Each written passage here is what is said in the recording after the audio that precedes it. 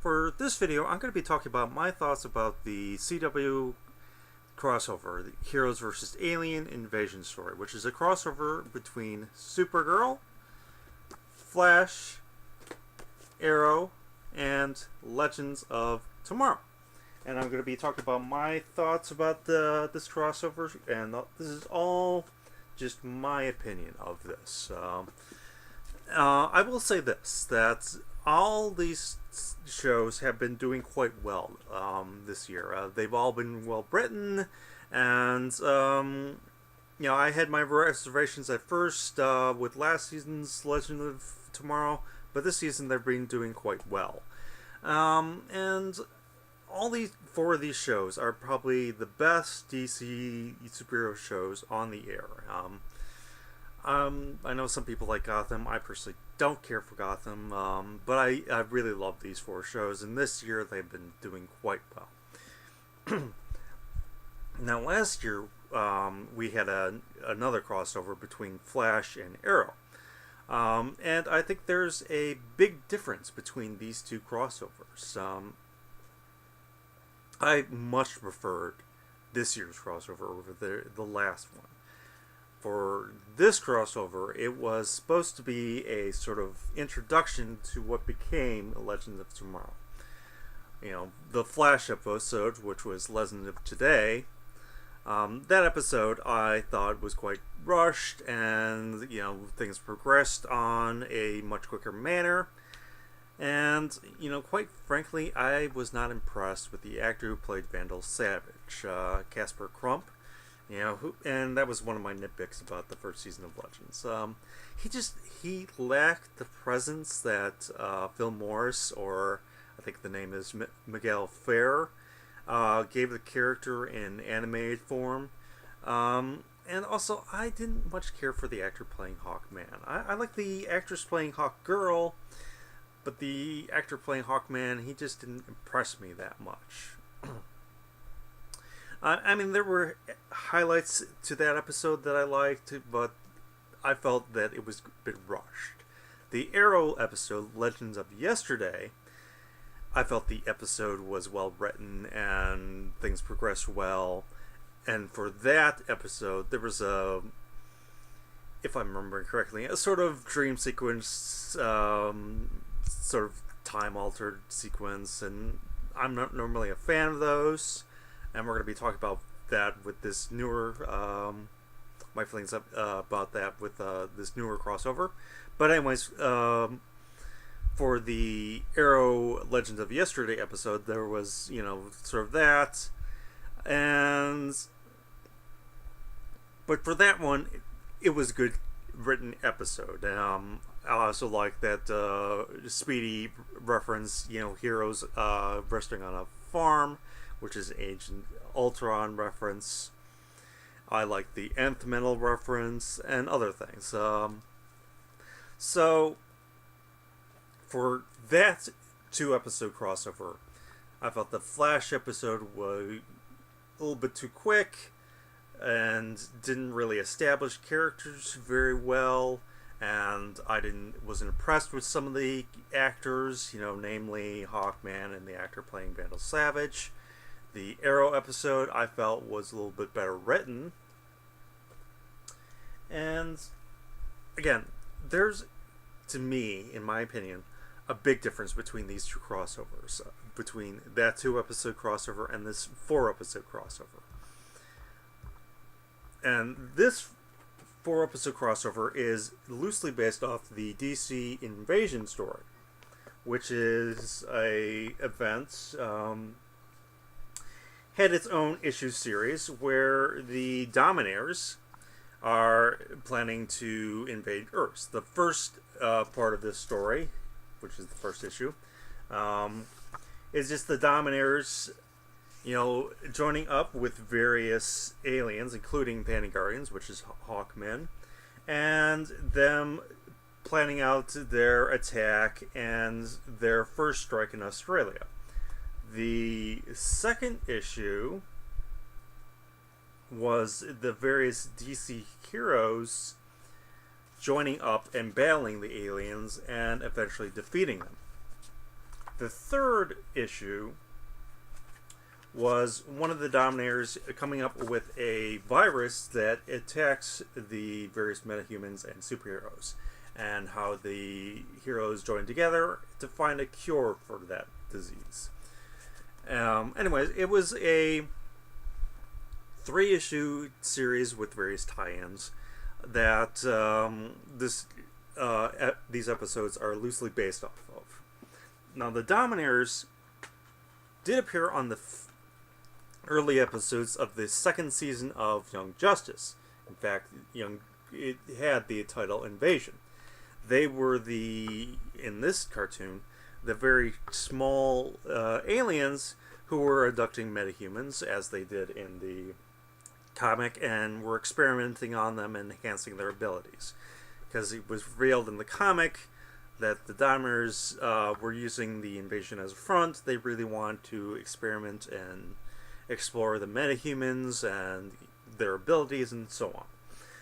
The Dominators again appeared here, but were very, small, and they were quickly replaced by the Reach. They eventually leave and whatnot. And that, in fact, is going to play into what we're going to be talking about. Now, let's get into the various episodes and, my thoughts about them, and so on. The first episode was Supergirl, which was Medusa. Now, this was not, per se, linked up to the main events, except for the very end. However, it was a well-written episode. And there was a similar theme with the comic, with a virus. Here, it's a virus that attacks only aliens. And, it was a virus created by the Kryptonians, and Project Cadmus had wanted to use it because they view aliens as a threat and are not willing to accept them.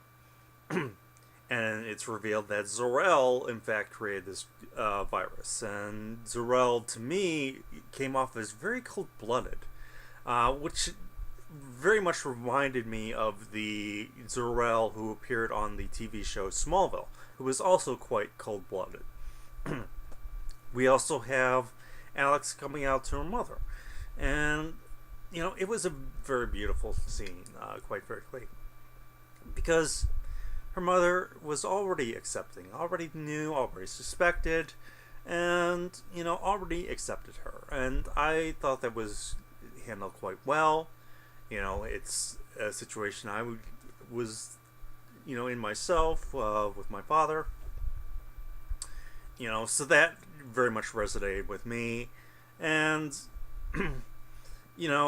so I was quite pleased with that element. I did like that Mon-El and Supergirl are interested in each other, are attracted to each other. I like what happened with Lena Luthor, and, how she turns on her mother. And by the way, it's probably too late to say, but I'm giving out spoilers here. So if you haven't watched these episodes, sorry for spoilers. Anyways, that Lena Luthor turned on her mother, who's running Cadmus, and actually cures the aliens and prevents them from getting sick from this disease, and how things are eventually resolved. I mean, altogether, it was a very good, well-written episode. And except for the end, where we have Flash and Cisco coming from their Earth to this Earth to get Supergirl, it's not really connected to the main storyline. That ending of the episode is the only link. So it's, for the most part, its own separate thing. But it did lead into, the themes of the other episode, in that how we deal with aliens. Now, on this Earth, it's stated in a later episode in this crossover that it's pretty much only Supergirl and Superman. They're the only superpowered characters on this Earth. And it's indicated by the short dialogue that there aren't any other superpowered beings on this Earth. There aren't metahumans and whatnot. But for this second season of Supergirl, we've had these elements of that there are aliens on Earth, but they're trying to coexist with mankind, and they're trying to live at peace, and that there are some humans who are not accepting of this, such as Lena's mother, Lillian Luthor, who is running Project Cadmus and wants to hunt down the aliens and destroy them, and she has Hank Henshaw, Cyborg Superman, working along with her to exterminate the aliens. And, we have this theme of tolerance, of living well with each other, and accepting each other despite our differences. And, the theme of the virus that attacks the aliens. So we have these elements that are going to play into the future episodes. Even though, again, it's only at the very end that we have a direct link to the main story. The next episode was Flash, and this, again, was the first part of the main storyline. All 3 episodes, Flash, Arrow, and Legends, had this title Invasion, but they were each part of the bigger story. Now, the Flash episode, it was very quick at the beginning, and that was just in setting up the events that, the Dominators have come to Earth. Flash views them as the threats. There's an agent in Argus, Agent Smith, and whether or not that's intended to be a Men in Black joke, I'm not sure. Probably not. And this agent is, doesn't want the heroes involved at all. And he's against them getting involved. Barry, however, immediately feels that these aliens, the Dominators, have come here to harm us, and he's already ready to go on the defensive, and he's already ready to gather the various heroes. So he right away calls in Barry, Ollie, that is the Green Arrow, and his team. He already calls in the Legends, and he's already prepared to get Supergirl. And they all go to a building that looks a lot like the Hall of Justice that we see in Super Friends. It's not referred to as the Hall of Justice, it's just referred to as an old abandoned hangar, whatnot, and it's owned by Star Labs. It has Star Labs, logo written on the front.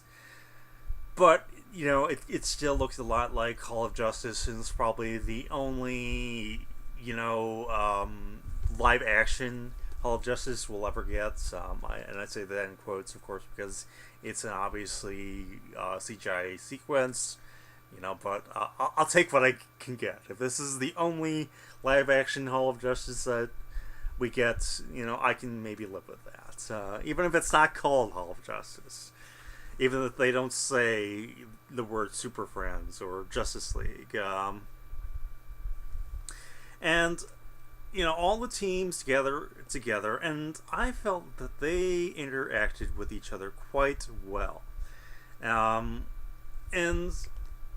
Felicity says best team up ever, and I agree with her, because here, unlike the previous crossover, they took their time setting up the story and setting up the teams, and that works a lot better. When you take time with your characters and your story first, then you can have everything else. You need story and character before you can have anything else. For any writing, TV, book, whatever, comic book. Without good characters or a good story, you have nothing. Hello Gotham. Anyways,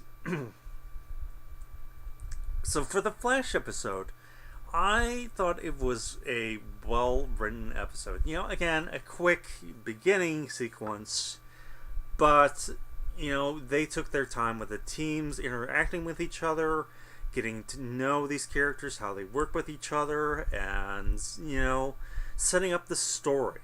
The Dominators appear early on, but they kind of fade into the background, and maybe that's because of the CGI or the prosthetics to make them. The main story is basically Barry gathering the heroes together, and they right away start training and getting to know each other, interacting with each other. We get them, part of the team, going off to seek out some of the Dominators, and they get taken over by the Dominators, mind controlled, and they all go back to Star Labs to face Barry and Oliver and try to kill them. And Felicity and Cisco struggle to find out what's controlling him and to stop it. And Flash uses Supergirl to destroy the device, and that brings an end to the mind control.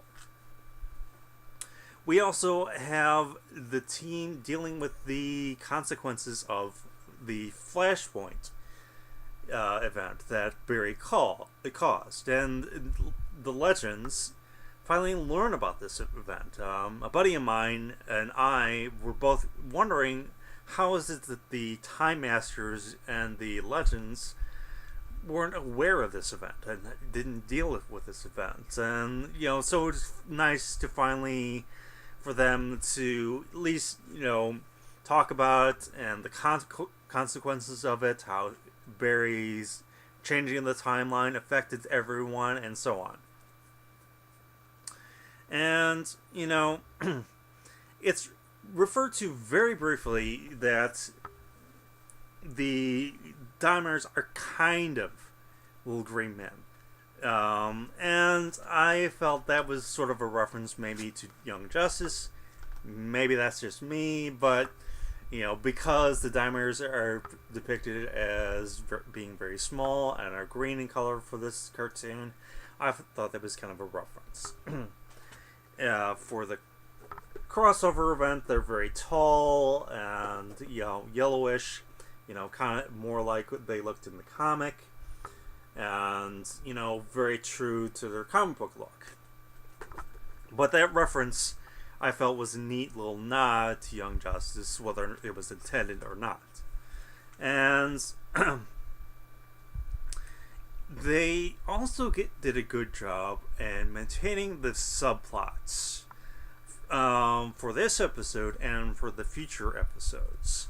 And for this episode, it was the subplot of Cisco, not really trusting Barry for this season, and that's due to Barry changing the timeline and Cisco's brother dying because of this change. And so I thought it was neat that they were able to maintain the subplots of each series for this episode and future episodes. Keeping the main story, but still being true to each season with their subplots and what's going on for those shows. I thought that was well handled. So all around for this first part, I thought it was a good setup. This time around, they did well setting up events. They did well with the characters interacting and, making sure that they were all interacted well, and the story was well written. So it was an improvement over the last episode, last crossover, I should say. Legends of Yesterday and Legends of Today. In that, the team's working well and taking more time to set up events. And for this crossover, all the main actors do a good job, so I don't have the nitpick of the last crossover in that we had actors that I didn't feel were suited for the roles, were doing it well, and so on. But point is, the Flash episode, I felt, was a very good setup episode. Now, the second part, which is the Arrow episode, and that's where a lot of the characters got abducted by the Dominators. And again, we have another dream sequence. All the characters are put in a sort of what if situation. Again, normally I'm not a fan of dream sequences or ideas that, okay, here's what happens, and then we're gonna change everything that happened for this episode. Because I feel sometimes, what is that? How does that progress the main storyline? For the Flashpoint episodes, this is a time-altering event that has consequences, that affects Barry's world, that has changed the world around him. Diggle having a son instead of a daughter. Cisco's brother dying. So that's a time-altering storyline that affects the main season and main episodes. So a dream sequence, time-altering sequence, can work if it's written well. For the last crossover, I didn't feel it was a well-written element, and it was an element I didn't much care for. Again, normally I feel sometimes it was all a dream, or no, this was an alternate timeline. Sometimes I feel this is a lazy writer's way of getting out of a situation. We can't think of any other way to get out of the situation it was all a dream, so it didn't matter. And we're done here. And when you treat it like that, and you be lazy about it, and it doesn't progress the main storyline, it doesn't impress me. And, for the last crossover, it didn't impress me. Flashpoint, altering a timeline, that I'm okay with, because there are consequences to this. It was not a straight-up adaptation of the Flashpoint storyline, but there were consequences to the altering of the timeline, as we see with its crossover. Cisco's dealing and coming to terms with this event, Flashpoint event. And in point of fact, because of Flashpoint, because the teams find out about it and talk about it, they don't trust Barry at first. At first they wanted to make him the leader, but because of Flashpoint, they're hesitant against that. And I really liked in the last episode that,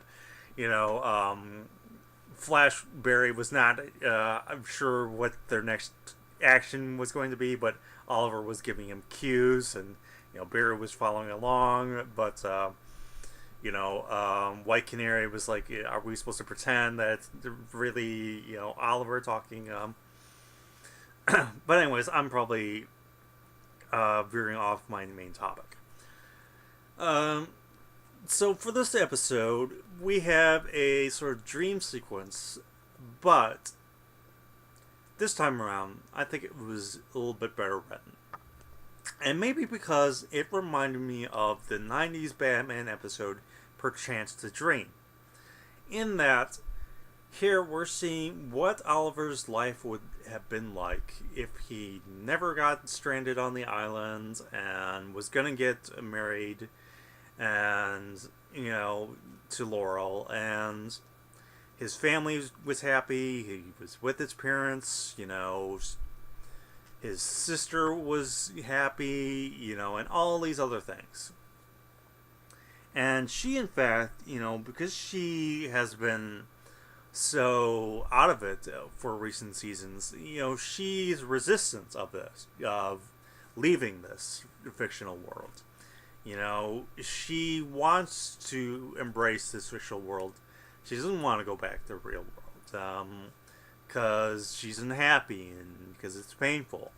But because it is fiction, you know, Ollie wants to convince her to leave. He was willing to let her stay at first, and which I kind of felt he should have fought more to convince her to leave. But eventually, she changed her mind, which is good. And they start fighting enemies of their past. We get to see Deathstroke, even if we don't get the original actor, and it's probably not. We get to see Deathstroke again, even if it's a dream sequence. We get to, see them fighting previous enemies and whatnot. And, they come to terms that they're in a fictional world and they have to leave it.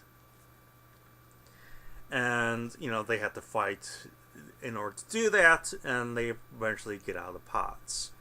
And I did like that as Ollie's about to leave, he sees an image of all the people he's helped, and what they've said to him to inspire him over the years. So, again, the episode is very true to the Arrow universe and what Oliver's gone over the years and what he's been through. And, I like that we get to see each of the characters. And they're probably just using, CGI images for the characters and, lines from the past characters, because we get to see a cameo with Colton Haynes, who, as we know, stepped out of the show. But anyways, for this time around, at least the dream sequence idea was handled well. Like I said, normally I'm not a fan of it. And that's, again, normally because it's the lazy writer's way of getting out of situations. When you treat it as a lazy way of getting out of a situation, it doesn't work. When you use it as a way of, affecting the main storyline, it works much better. And for this time around, I think because it reminded me so much of Perchance to Dream, that I was okay with it more. Now, while the heroes are all in this dream sequence, we have Cisco and Felicity gathering up Oliver's team, which is Mad Dog and Mr. Terrific, and Ragman, I think his name is. Although I was surprised we didn't see Artemis this time around, and that was never referenced. So I don't know if that actress was just unavailable or what was going on here, but no Artemis and not reference to why she was not there. She just wasn't there. But I'm glad that we got to see Oliver's team and them interact with each other, and I like that Mr. Terrific got to do some fun tech stuff, and some people have been commenting that he's kind of is kind of very much Felicity-like, and that sometimes for a previous season he was used as a replacement in some ways. But I like that here she and him interact well and are very much in tune with each other. I like that he's delighted that we're dealing with aliens, but then he's disappointed that they're just douchebags, he says. I like that he works well with Cisco and whatnot. And, Flash appears here with Supergirl in tow, and Flash and Supergirl, I noticed, made very brief appearance, and mainly they were there to try to find a way to track down Oliver and company who have been abducted, and they're fighting this female cyborg. I forget her name off the top of my head. And I like that when Supergirl and Flash are fighting, they sort of tag team, literally tag team. One character tags the other, and that person goes in to fight the cyborg, and so on. I thought that was a good element. And I like the revelation that the characters have been abducted and they're out in space. So they have to get a spaceship, and there was a very cool sequence of them leaving the spaceship and so on, and escaping the aliens who were, sending out their battleships to kill them. But it's the Wave Rider, the time ship, that saves them. And I like how the heroes come onto the time ship and delight in it and so on.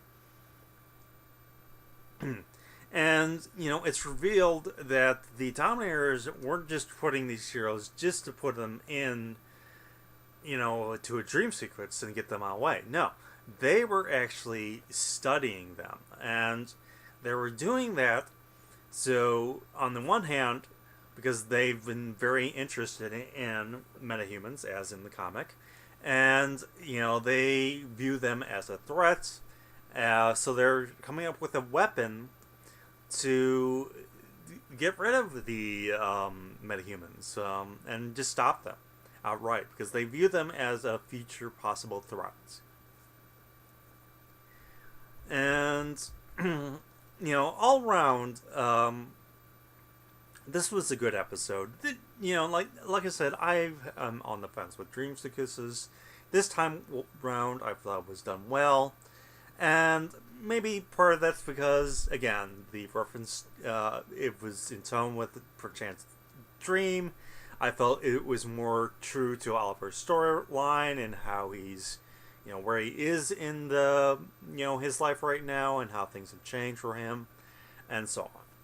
Now, the last and final episode was the Legends episode, and here we really do get all the teams together to deal with the situation.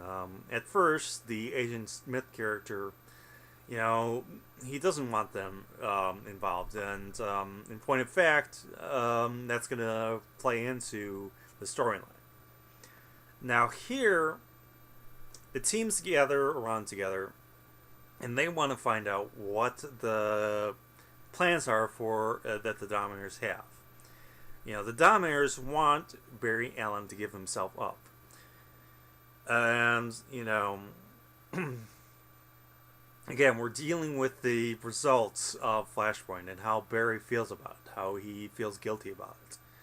Now, the Legends with Cisco and Felicity go back in time. And I love that Cisco and Felicity, how they feel about traveling back in time and how they're dealing with the time travel, how Felicity is getting sick and so on. And, I also like Diggle's lines, both for the Flash episode and this episode, of how he's dealing with these weird elements, and it's like, there goes your friends back in time, like it's totally normal. So I like that, Diggle's, these extraordinary events are now normal and part of their normal life. But anyways, the Legends are going back to the 50s when the Dominators are going back in time and abducting humans. And, they want to capture one of the Dominators and find out their team. But they themselves get captured by the Agent Smith character. And, for this episode, we get Steel and Vixen, who had been absent for the previous two episodes. And, we get the main cast of Legends. The full cast. And, they get captured and they interrogate the Damir, find out part of why they're there, and it's partly because of the metahumans. And Cisco wants to save the Damir that's been captured, who's being experimented on by the humans. And they indeed rescue him and let him go. And then return back to the present day. And that's when we find that the Damirs want Barry Allen because they see that he caused the Flashpoint events, and they feel that he's a threat. That, he's a powerful metahuman that can affect time in the timeline, and so they want to get Barry. So, Agent Smith is all for this because he himself views metahumans as a threat. And so as with, the Supergirl episode, we're dealing with people who are not accepting of people with different abilities. For the Supergirl episode, it's, people who are not accepting of aliens and creatures that are different. Here, it's people who are not accepting of metahumans. And, of course, as with anything, this is a, commentary, social commentary. How our society is not always accepting people who are different. People who are gay, or people of different skin colors, and so on. And how we should work together, not be at each other's throats. And, so there's that social comedy. And Agent Smith, who is very against Barry and the metahumans, is all for, the Dominators taking him, because he feels that a peace can be achieved with them.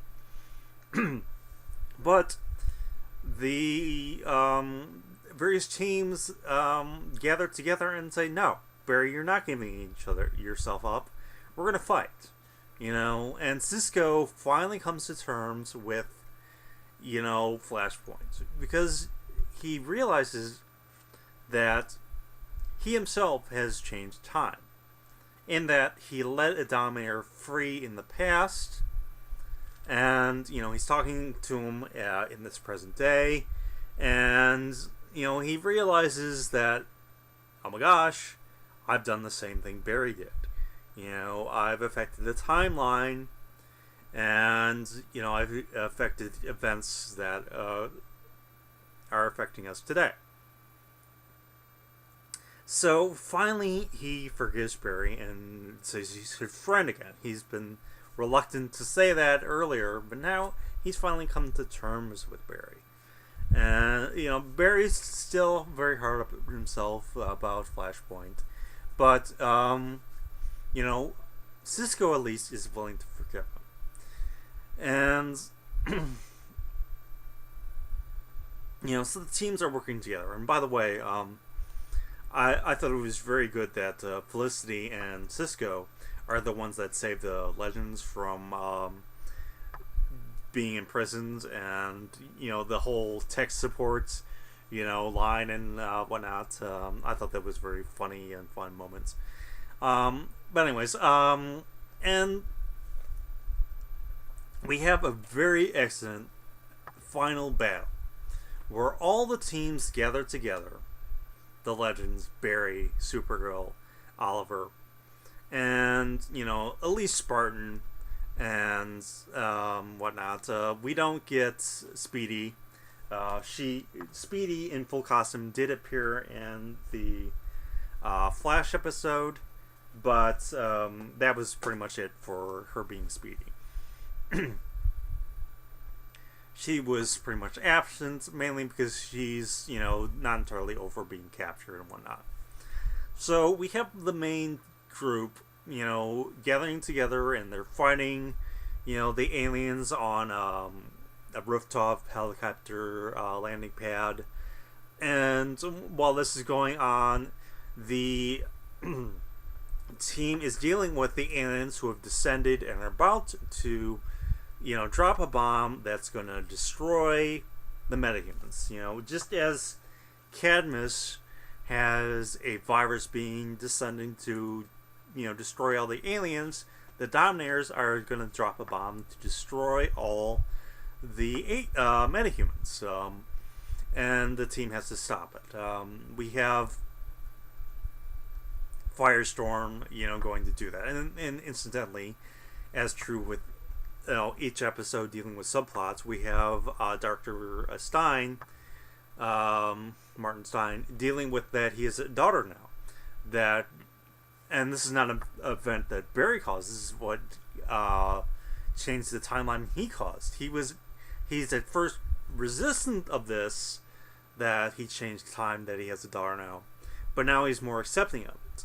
He's okay with it. Because he realizes that, hey, I have a daughter. I should be protecting of her. I'm doing this for her and for everybody. So, again, we have, a subplot that's true of this episode and the Legends series. Just as, Flash was dealing with the subplots of, Flashpoint and whatnot, and Arrow was dealing with Oliver and his past and so on. We have Dr. Stein, Martin Stein, dealing with the time change he did. And, he's okay with it, accepting of it, because he realizes that he's, has something added to his life. Not something taken away, something added to. And anyways, so it's pretty much down to Firestorm to stop the bomb itself and to transform it, and finding the inner strength in order to do that. And Stein helps, with this. And, the bomb's eventually stopped. The Dominators on the are stopped by, the team's Felicity, Mr. Terrific, and so on, finding a device that can nullify them and, weaken them and so on. And, the Flash and Supergirl are able to, put this device on each of the aliens on the ground. And, so the Dominators are forced to retreat and withdraw. And so we have a very successful conclusion to this, crossover event, where, the teams work together. They've interacted well with each other. They've gotten to know each other well. And they're all able to join together to stop this alien invasion. And it's a good ending episode, conclusion to the storyline. And I'm good that we were given a good, happy ending, sort of. That all the teams, they're on good terms with each other. They go off on their lives separately.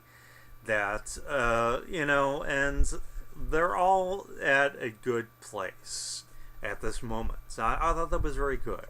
I like that there was a comment between Oliver and White Canary, how, remember when it was just both of us? And that the references that the CW DC universe started with Arrow. That was the beginning of all of this. Of these shows together, that is. I would argue Smallville is the beginning, but that's another conversation entirely. Anyways, and then, we have Barry and Oliver together talking with each other, and, dealing with what it means to be a hero, and that this is their lives, and this is what they have to do now. So, all around, I thought this was a very good crossover event. Again, I had my nitpicks about the first crossover event. I didn't feel it was handled as well as it should have, partly because of writing, partly because they rushed into things, and because of some of the actors. This time around, they did a much better job. The Supergirl episode, again, it's not directly linked, but there were themes that I felt played into the main storyline. In that we have, a device, in this case, a virus, to stop aliens. And the feeling of, not being accepting of people are different. And, the overall feeling that, yes, we should be accepting everybody. America is a multicultural world. It always has been, and it always should be. And so, this is a commentary on that. So, again, the Supergirl episode, not a main part of the Chief crossover, but in terms of themes and story ideas, it kind of is. Again, the main start of it was the Flash episode. And again, it was a very good start in that this time around, they took their time setting up events. Yes, okay, fine. It was very quick to get the teams together, but because they took their time with them interacting with each other and taking their time writing this good episode, I thought it was much better, much more well handled. So it was an excellent start to the episode. The Arrow episode, again, I've rambled on about how sometimes that alternate timelines episodes that don't always work well. But again, that's in terms of how they're written. When you write them in a lazy way, that is, it's just a quick fix to, change things that don't make sense anymore. When you treat it like that, that's lazy writing. When you do it that it affects the main storyline, it can work well. And for this one, it worked well, but, there were other elements of this episode that I enjoyed.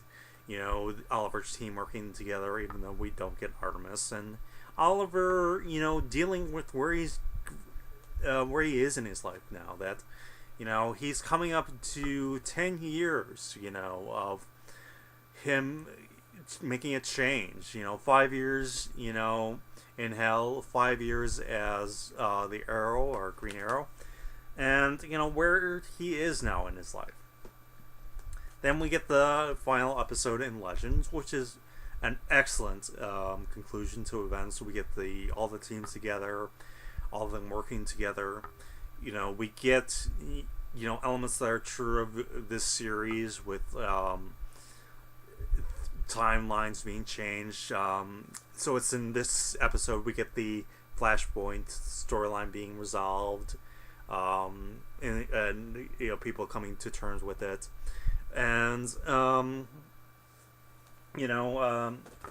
should mention we did get Kid Flash very briefly in the Flash episode, and him coming to terms with his powers and wanting to train on his own. He doesn't. Kid Flash doesn't take part of the main action. It's just as Oliver's team doesn't take part of the main action. Just for that episode. And it's only Steel and Vixen only appear in the Legends episode.